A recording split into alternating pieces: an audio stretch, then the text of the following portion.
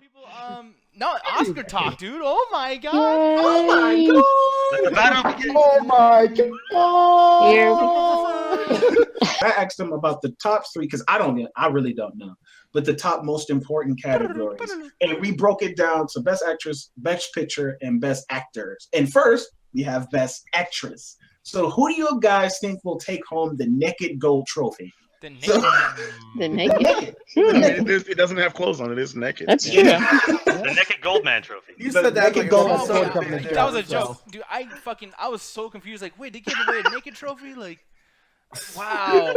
I need some sleep after this show. Meryl Streep, man, she's always like just related to the Oscars. So and I haven't seen the movie, but I know a lot of people recommended me that. I'm just like, I really don't like Meryl Streep, her movies and stuff like that. All her movies just really bore the fuck out of me. One, heresy. Two, she's not gonna win. Probably Emma Stone. time La now. La Land's gonna clean up the entire Oscars, man. Yeah, La La Land. I could totally see Emma Stone actually. Yeah.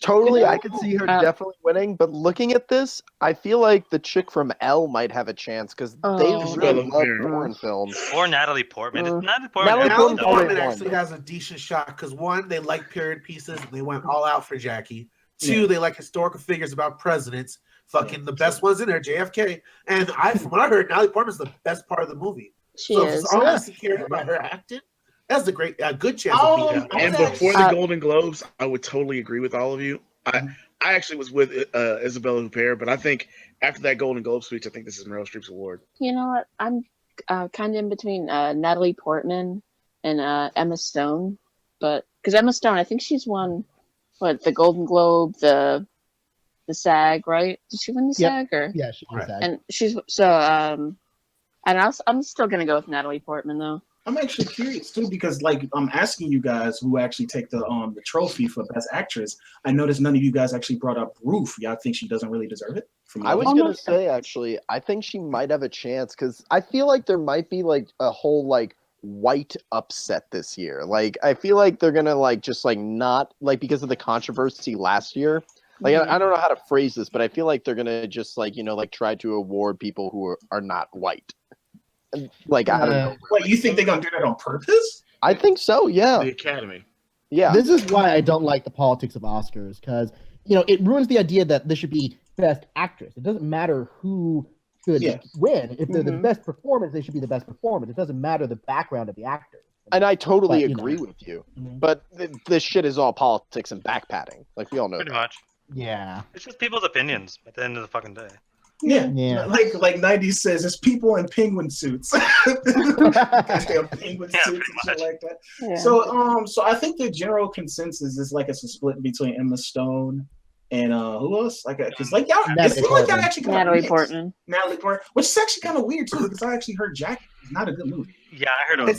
Wait, I liked it. I liked it. Yeah. Okay. I heard but I can see why people had problems with it. But I'm actually curious what y'all would think about Best Actor on the thing too, because we actually have different people here. And Adrian, you actually go first.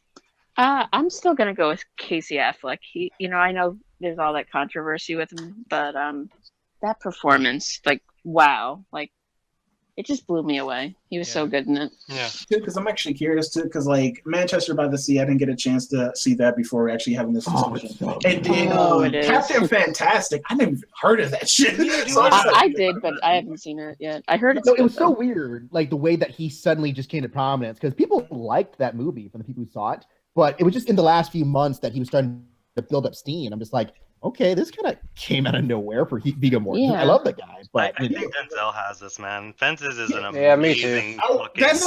I could see Denzel getting it too. So that whole movie is just people acting. No, acting about the scenes, and everyone was knocking it out of the park. So Denzel has this for sure, man. I feel like this year is gonna be really good because it could be fucking any of these. I haven't seen all the movies. I've only seen La La Land of these nominations. But I actually think that from what I have heard, I'm going to guess that Casey Affleck is going to get it.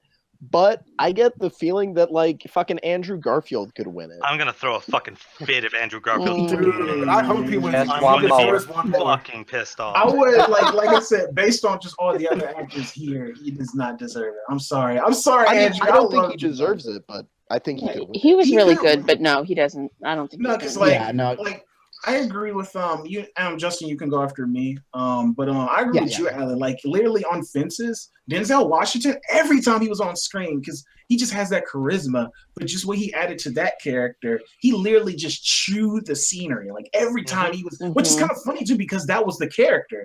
Like that also went into like the character building because like one of the lines that Viola Davis said, he was just so big, and you feel that. You feel that in his performance. Well, I mean, yes, Denzel definitely has a very boisterous, very, well-encompassing performance. But I feel like that's why I want Casey Affleck to win, because what Casey has to do in this movie, I think, is harder than what Denzel has to do. Denzel has to do a lot of shouting. He has to do a lot of crying. He has to do a lot of, cover a lot of range of emotions.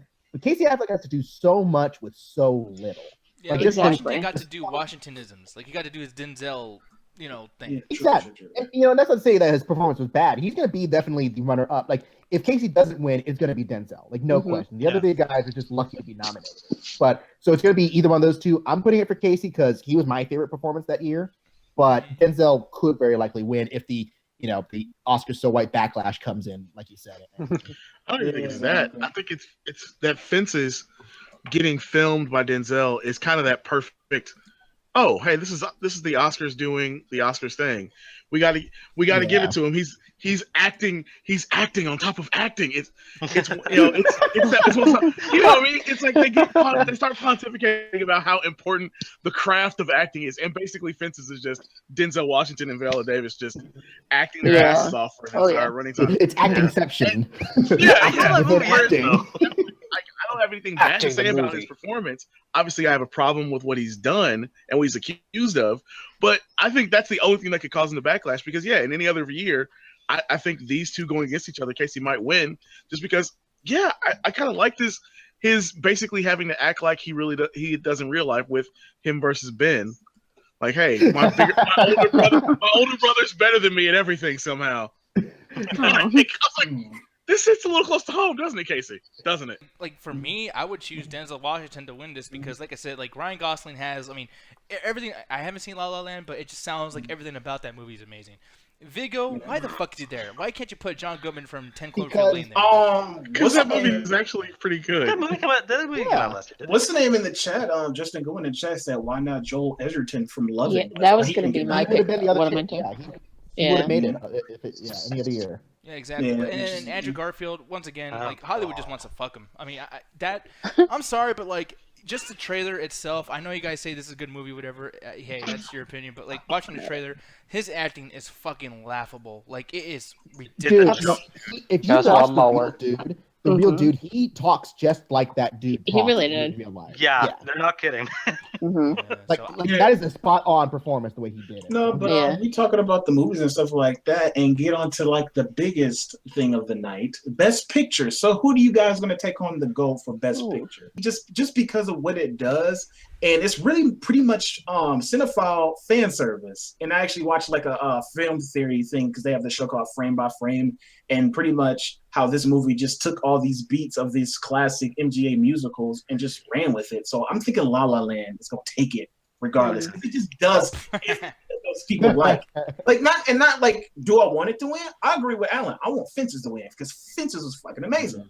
But La La Land, it just does all those things that those people are just going to eat the fuck up. So I feel like Fences is just as much of an Oscar movie in its own right, just like La La Land is.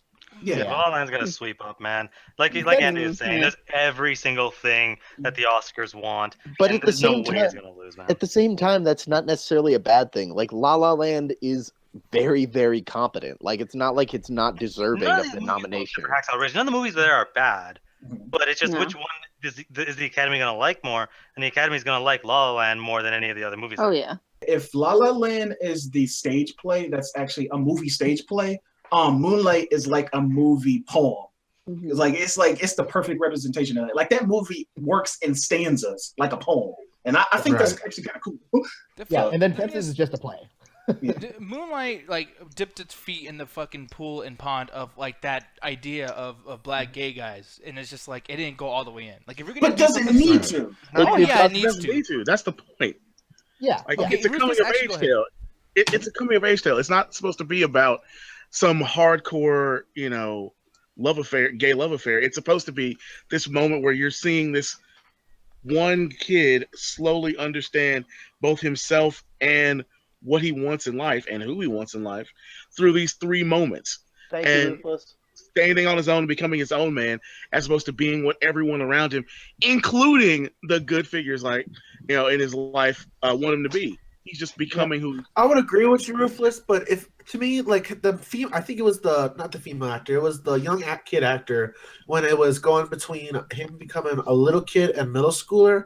Mm-hmm. Those 2 actors for me really brought the film down because I didn't feel like they had a good job acting, especially when he got to his teenager self. Yeah, I thought he had this very like awkward social kind of Asperger's thing going on. That I don't know why the actor decided to portray his character that way. Mm-hmm. Like he felt like he was special needs to me almost. I got a question for you, Ganja. I got a question because I'm like really surprised by this. Like I didn't anything else because I really don't give a shit. But just like Ganja, from you coming from that neighborhood of Miami, because I think this movie takes place. Yeah, it's based around my neighborhood. And that your neighborhood. They actually went to South Beach at one point, which I got giddy when they were showing it off. Yeah, so like, when do you feel like I'm surprised that you don't have a more emotional connection to this movie because this pretty much is your story almost. Just with a different. I was happy. Remember when Ganja went gay? What? Well, I connected to the experiences the kid was having. My problem was how the kid was acting, especially from the type of neighbor he was. Like, it wouldn't make sense to me if he had somewhat of like a mental disorder, or maybe he was like extremely social awkward, and they touched on that. But to me, it just felt like he was a very timid actor, and it really got me out of the movie. And one of the big parts I did enjoy in the film was when he finally actually started showing emotion. When he took out the bully towards the middle of the movie. Yeah. And for me, it was like, all right, now I've got something going and time skip. Yeah. Now where he's an adult, where he talks maybe 5 words a sentence. Take out the Black experience of Moonlight. It's really a basic, coming to age film for gay dudes that you'll see on Netflix. Yeah, I've seen this on Lifetime, literally fucking hundreds of times. And here's the thing too. I understand that there's certain things that is different, and one of the things is Miami and Black culture. But it's like, for me, I feel like that's a cheap pop. That's like if they made a Mexican gay movie, and then it's like, hey, it's cool because Mexicans are in it, and it's in Mexico City in Arizona. Hey, you're from Arizona, so this movie's fucking awesome because you grew up there, and you're Mexican. You don't see a lot of Mexican gay stories. It's like, yeah, take the race out. Give me a fucking movie.